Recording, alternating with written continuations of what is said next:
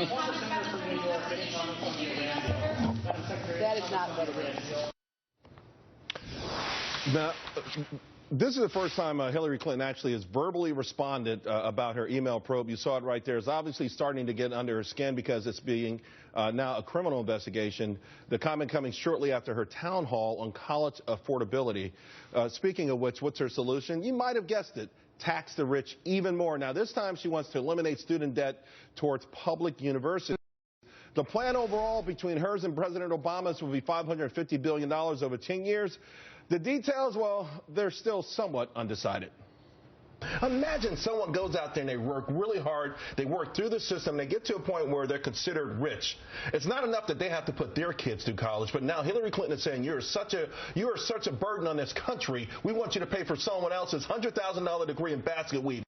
Right. Maybe not basket weaving. It doesn't matter, right? You're paying for someone else. That was me on Neil's show earlier, Your World. Now, got a new panel with us. Let's find out what they think. Joining me now, Steve Forbes, Forbes Media Chairman and Chief Editor-in-Chief, Jillian Melcher, National Review reporter, Independent Women's Forum reporter, and Tammy Bruce, Fox News political contributor. Tammy, let me start with you. Listen, it's another one of these plans. This one to be only $350 billion. She's going to keep President Obama's $200 billion community college thing. $550 billion off the backs of the rich. They can afford it, and it's for the greater good of all Americans. What's not to like? Sure, you know, and then we all just get to learn Greek, and we'll all be just fine. It's great to be sitting here with Mr. Forbes, and just let me just say, I think what we all understand is that subsidizing things like this, as we've seen with Obamacare, makes things worse. It makes them more expensive. This is about nationalizing, effectively, the education system, and considering the public school system is doing so well right now, let's infect the college system as well. Look, why not make it $1 trillion? Why not make it $2 trillion? When you get to a certain point, this is her being Santa Claus, wanting effectively in this. Although the irony, though, Steve, is that Bernie Sanders, his plan probably would be $1 trillion if we added it up. I mean, this is considered the moderate, you know, the thoughtful Democratic proposal here. Yeah, socialism light. But it's simply part of the Obama administration's plan, and she will be a third term of Obama, to put more clause in more parts of American life. Higher education already is in the thrall of the federal bureaucracy. If they send a letter to college saying, we suggest, that's a command. You don't even have to go through the regulatory process anymore.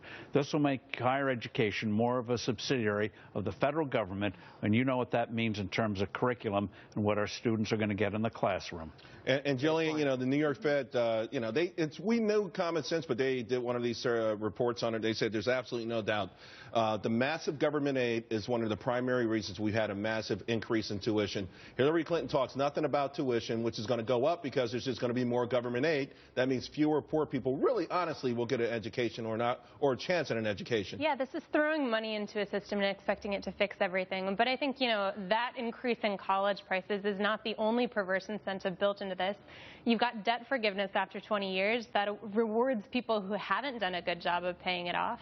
On top of that, you've got the community college plan, which we know puts more federal control in place, gives those community colleges less power to work with their students and their ground level administrators. So I think across the board, this is a plan to federalize it, and it's not going to work. It's not going to improve education or cut costs. Steve, let me ask you, because we went through a debt crisis when the housing loans got over $1 trillion. That was the red flag. Student loans now $1.2 trillion. Taxpayers' burden of that about $850 billion. We kicked out the middleman because why would we want a middleman? Why would we want someone who would actually judge whether these were smart investments? Instead, put it on the taxpayers' back. When do you think the general public's going to understand the degree, the depth of the danger that we're entering in right now?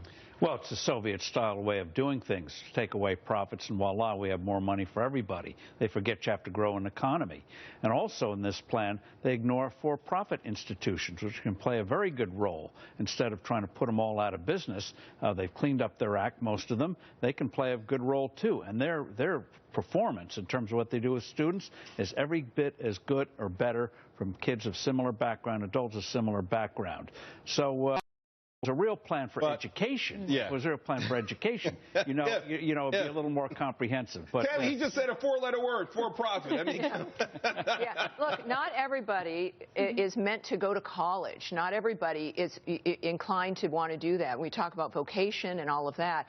One of the elements of her plan is to make sure that everybody gets a degree. It has nothing to do, though, with education, right? So you can be moved through the system, you pay a certain amount of money, you get a piece of paper, but it completely ignores the standards of what's going to get you that degree. We've seen what a piece of paper means for New York public schools now. It's terrible. Yeah. I mean, really, these kids are unprepared. It's really a sin, honestly, in my mind, how woefully unprepared these kids are, and yet we throw so much money at it. Money is not the issue. It's really all about power. It's all about power. Thanks a lot, guys.